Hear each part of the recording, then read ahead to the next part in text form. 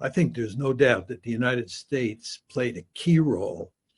In terms of the deep causes, I think that American sanctions, American control of those important oil fields in eastern Syria, those things really hollowed out the Syrian army and made it easy pickings for the rebels over the past 2 weeks.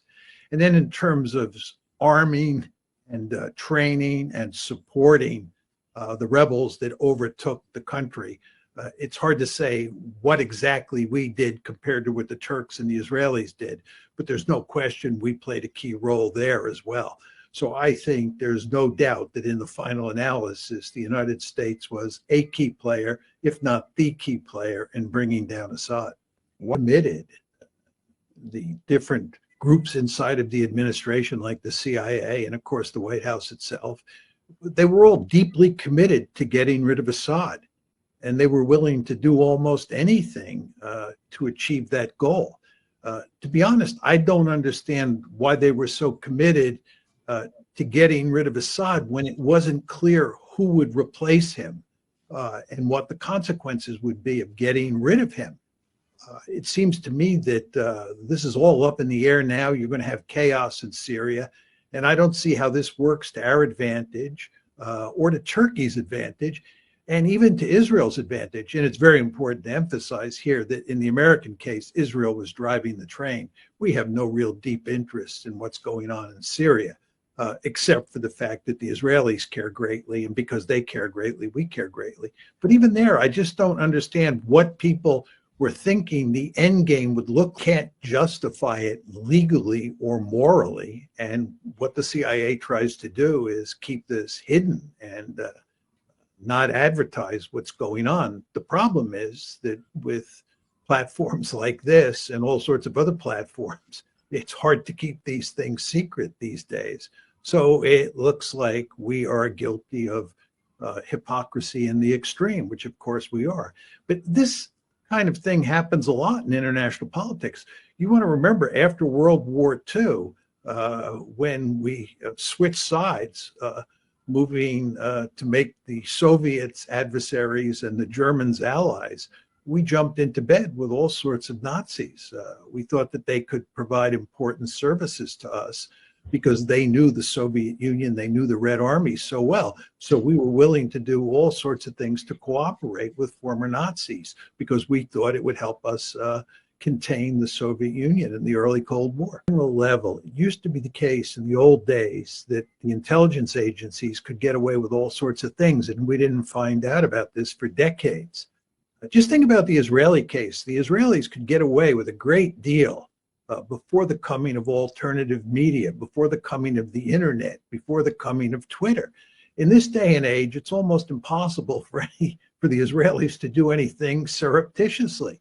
It's rapidly pushed out into the open. And the same thing is true with a lot of the shenanigans that the CIA engages in. In the modern world, it's just very hard to operate in the back rooms or to operate in the dark the way we once did. There's no question about that. They're not only seizing land, they're also destroying Syrian military assets. And that includes naval assets, air assets, and ground assets. They want to leave the new Syrian government with as few military assets as possible. And I'm not sure the Israelis are doing the right thing here. If I were playing their hand, I'd think long and hard about trying to work out some sort of modus vivendi with the rebels who have taken over. And I wouldn't go out of my way to destroy their military capability or to seize land and antagonize these jihadis who are going to be in charge. Jihadi, I mean, that they're not Zionists. There's no doubt about that. But Israel can work out some sort of modus vivendi with them because they will understand whether Israel destroys their military capabilities now or not, that down the road, the Israelis can destroy their military capability and do all sorts of harm to them. So the United States, Israel should, I think, go to great lengths at this point in time to try to work out some sort of arrangement with the the jihadis and not take territory in southern Syria, and also not to destroy all of the jihadis' military capability. That may sound odd, but that's how I'd think about it if I were playing their hand at this point in time. You know, the last thing the Israelis need is another conflict. To get bogged down in southern Syria and have to deal with jihadis attacking them because jihadis are enraged at Israeli behavior is not what the Israelis need at this point in time, in my opinion. How do you explain different motives, right? The Turks wanted to get rid of Assad in large part because of the Kurdish problem. They want to be able to deal with the Kurds in northern Syria, and they also have territorial interests in northern Syria. This is this neo-Ottomanism that you see evidence of in Ankara, especially with the Erdogan government. So the Turks had that set of interests. The Israelis wanted to get rid of Assad for two reasons. One is they wanted to deliver a hammer blow to Iran, and they felt that toppling Assad would be a hammer blow to Iran, which it is. And furthermore, it's very important to understand, I think this is the key, that Iran was funneling weaponry to Hezbollah through southern Syria. And once you knock off Assad, and once that conduit between Iran and Hezbollah is cut off, it has an effect, at least in the short term, on Hezbollah's military capabilities. Well, I think there's no question that the United States wants partners who are in effect states that will do what the United States wants and will not challenge the United States. I think he's basically right. What we've tried to do since the Cold War ended is remake the world in our image. We want a world that's filled with states that look like the United States and dance to our tune. So I think he's correct in that sense. I also think he's correct in his description of how Donald Trump fared during his first administration. And if my memory is correct, you said that interview was from 2017, which was Trump's first administration. And I think what Assad says is true. Now, the question is, will that change this time around?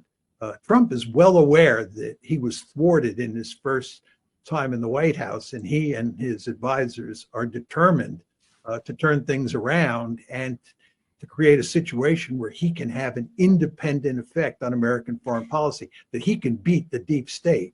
And as I've said on the show before, I don't think he's going to succeed. And when I look at his appointments, I see lots of reason to think that I'll be on the money. And I think the only interesting question is whether Trump has his own agenda independent of those individuals, and he can come in and coerce them to follow in his footsteps and not to resist the policies that he wants to push forward.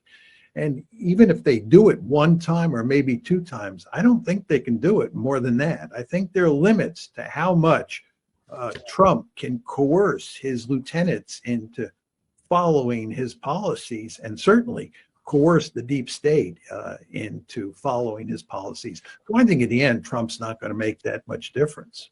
Besides that, the Russians did want to prop up Assad. They did not abandon him because they were unwilling to help him. They concluded that they were unable to help him, that the Syrian army had been so thoroughly hollowed out that it just didn't stand a chance of prevailing on the battlefield, and therefore it was a hopeless cause. So they were unable to help him, not unwilling. Now, what about the whole issue of how important those naval bases are, those Russian naval bases in Syria, and how important is it for the Russians to be in Syria? The answer is not all that important. I think in a perfect world, the Russians would like to have a lot of influence in Syria, and they want to have influence in the Middle East. But in the final analysis, it's not that important. The Middle East at this point in time is something of a sideshow. The Russians are up to their eyeballs in alligators in Ukraine and in Europe more generally. And they don't want to get diverted from that war by focusing on the Middle East. So is Trump the Syrians, but they cut and ran because they're a bunch of wussies. And that's not the case. The Wagner forces were involved in the fighting early on. The Russian Air Force, as all the news reports said, was involved in bombing the rebels. The Russians wanted to help, but they quickly concluded it was just nothing they could do. The Syrian army was a paper tiger, and the rebels were a quite formidable fighting force. I would also add, and I think this is very important, if Donald Trump is interested in working with the Russians to shut down the war in Ukraine, sticking his finger in Putin's eye over what is happening in Syria is a foolish policy. And you want to remember, you were thinking about going to Russia at one point and didn't get on an airplane. Right. I've been invited to Russia a couple times to have meetings with very high-level people and in Russia, and I would not get on an airplane and go there. So that gives you a good sense of sort of where we're at. And I think the situation is likely to get worse with time. If you believe, as you and I do, that we're going to lose the Ukraine war and it's going to be a devastating blow to NATO and to the United States, to our reputation, you want to ask yourself what you think U.S.-Russian relations will look like moving forward. And I've watched the United States carefully over a long period of time. And when the United States gets into these kinds of situations, it doesn't roll over and play dead. It actually lashes out. It ups the ante. And I think that what we will do in the years ahead is up the ante versus the Russians and do everything we can to undermine them in Ukraine and in Eastern Europe more generally. And the end result of that is poisonous relations for as far as the eye can see. He can't even tell a plausible story how he could do that. I mean, Putin doesn't trust him as far as he can throw him to start with. Furthermore, he's not going to accept Putin's terms, and the Ukrainians are not going to accept those terms. So even if Trump comes in the White House and proves me wrong, and he accepts that there will be no Ukraine in NATO, and he accepts the fact that Russia has annexed these 4 oblasts plus Crimea, the Ukrainians won't accept that. And Trump has to work with the Ukrainians. They both have to be on the same page to cut some sort of deal with the Russians, and that's not going to happen. Do they believe that they have their feet firmly planted on the ground and have a good sense of what's going on here? And I believe they think that we can stymie the situation on the battlefield and then eventually over time turn things around. I think that's the hope that they hold out. They're not willing to quit now. They want to hang in there. They think that if we persevere, we can create a stalemate and then eventually we can turn it around. Unlimited information.